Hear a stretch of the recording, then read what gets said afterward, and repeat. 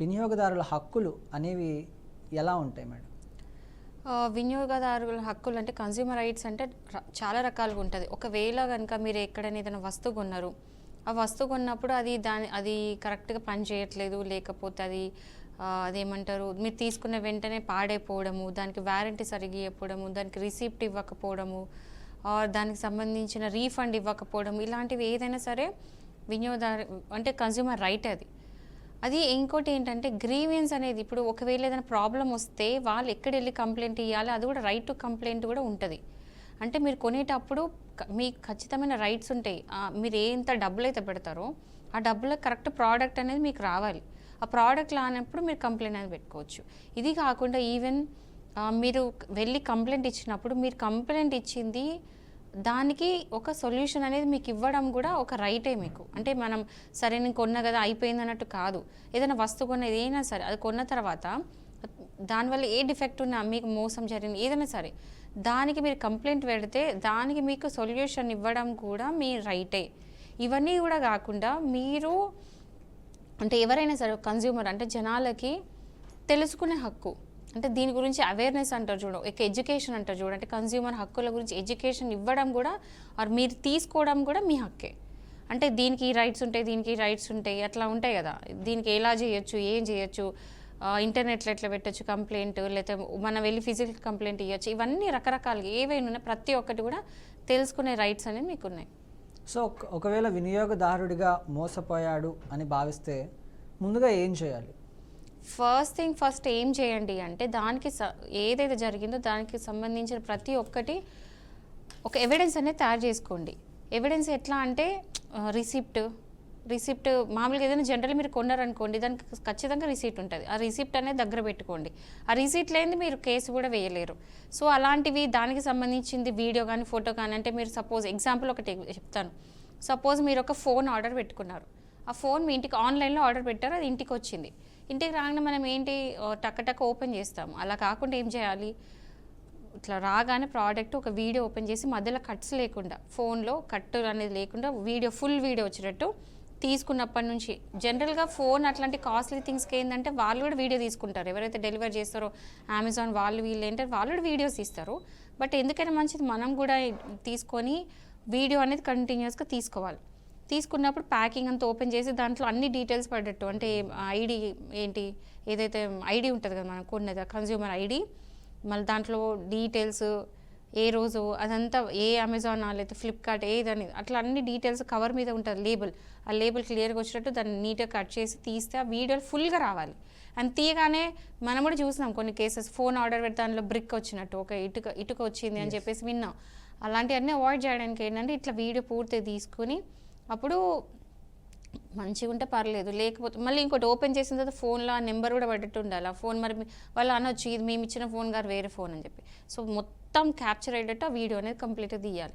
ఇలాంటి జాగ్రత్తలు తీసుకోవాలి. సో ఏంటంటే బేసికల్లీ మీరు ఏదైనా కంప్లైంట్ పెట్టాలనుకుంటే దానికి నేను ఒక ఎగ్జాంపుల్ ఇచ్చా, ఎవిడెన్స్ ఎట్లా తయారు చేసుకోవాలని చెప్పేసి. ఎవిడెన్స్ అన్ని రకాలుగా ఉండొచ్చు.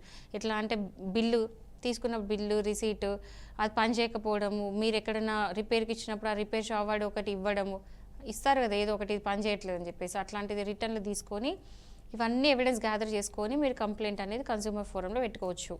లేకపోతే ఈ దాఖిలని ఒకటి dakhil.nic.in అని చెప్పేసి ఒక వెబ్సైట్ ఉంటుంది. ఆ వెబ్సైట్లో వెళ్ళి మీరు కంప్లైంట్ పెట్టుకోవచ్చు. సో ఇది కాకుండా పోలీస్ స్టేషన్లో కంప్లైంట్ పెట్టవచ్చు చీటింగ్ కేసు కింద, ఇవన్నీ కూడా చేయొచ్చు.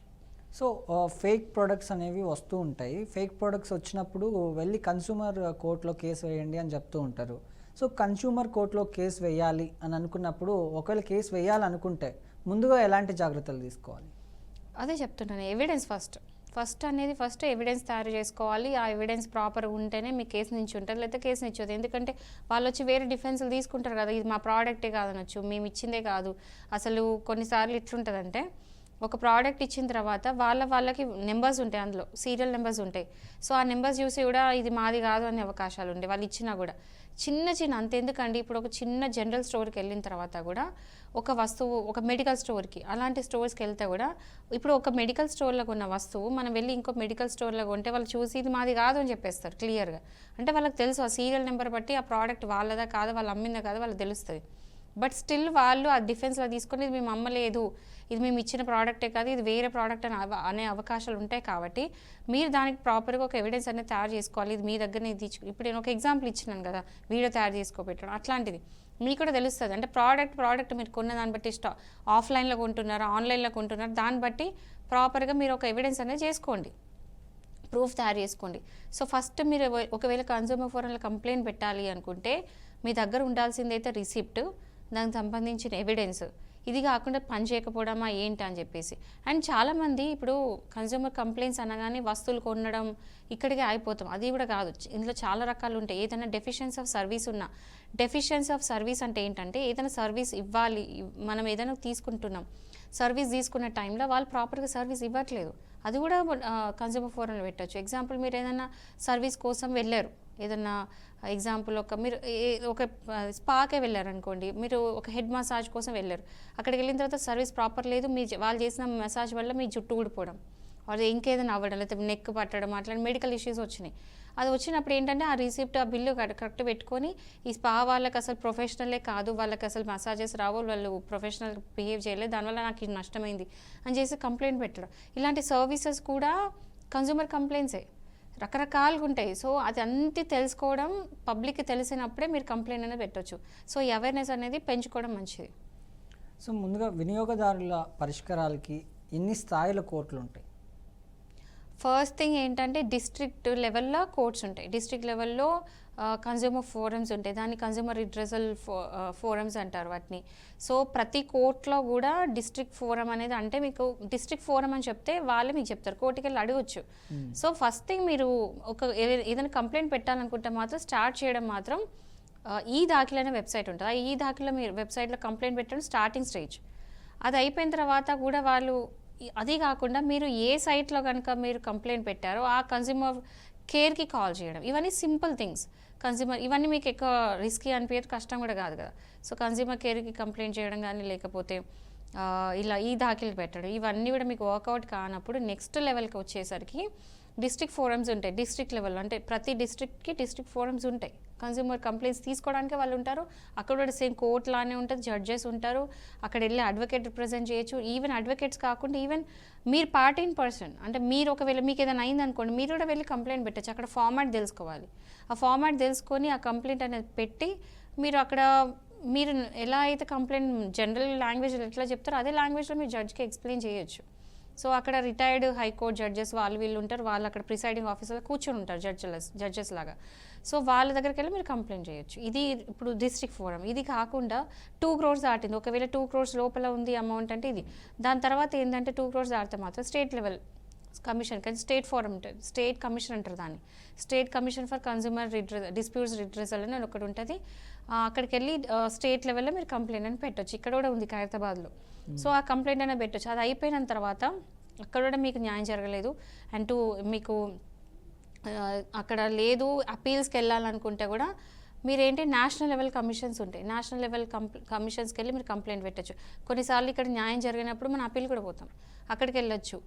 మళ్ళీ ఇది ఒకవేళ మీకు నేషనల్ లెవెల్ కమిషన్లో కూడా మీకు న్యాయం జరగకపోతే సుప్రీంకోర్టు కూడా వెళ్ళొచ్చు. సో ఈ లెవెల్ ఆఫ్ స్టెప్స్తో, ఈ హైరార్కీతో మీరు కంప్లైంట్స్ అనేది పెట్టచ్చు. సో నేను మొన్న ఒక న్యూస్ చూశాను సంబంధించి రాకీకి సంబంధించి, ఆ రాకీ లేట్గా ఇచ్చారని చెప్పేసి ఏమో కంపెన్సేషన్ ఇప్పించింది కోర్ట్ అని చెప్పేసి, అసలు ఏం జరిగింది ఆ కేసులో? యాక్చువల్లీ ఏంటంటే ఒక పర్సన్ రాఖీ పౌర్ణమికి రాఖీ ఆర్డర్ పెట్టారు అమెజాన్లో. అమెజాన్ పెట్టిన పర్పస్ ఏంటి, రాఖీ పౌర్ణమి వరకు ఆ రాఖీ వస్తే రాఖీ కట్టడానికే పెట్టారు. సో మామూలుగా అమెజాన్ కానీ ఫ్లిప్కార్ట్ కానీ ఏదైనా మనం సోషల్ ప్లాట్ఫామ్స్లో అట్లా పెడితే యూజువల్గా డెలివరీ డేట్స్ ఇస్తారు, పలానా అంటే 10th to 15th, 12th to 13th అంటే ఇట్లా డేట్స్ ఇస్తారు. ఈ టెంటేటివ్ డేట్స్లలో మీకు డెలివరీ అవుతుందని చెప్పేసి క్లియర్గా ఇస్తారు.